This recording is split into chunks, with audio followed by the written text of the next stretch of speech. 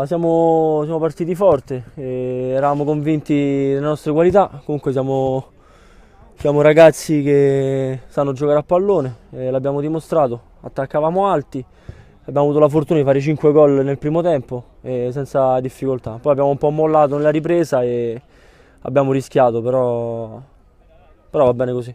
No, sicuramente sono due assenze pesanti perché conosciamo il valore di Filippo che di Danilo, sono due giocatori fortissimi che in difesa possono dare tanto e anche in fase realizzativa, sono due difensori che fanno gol. L'obiettivo è vincere il campionato, puntiamo sempre a vincere. E poi vorrei fare una dedica in particolare, se posso, a Flavio Pasqualoni e a Simone Starace che oggi non c'erano nella partita. E niente, la dedica va a loro due, specialmente a Pasqualoni che se la merita questa vittoria.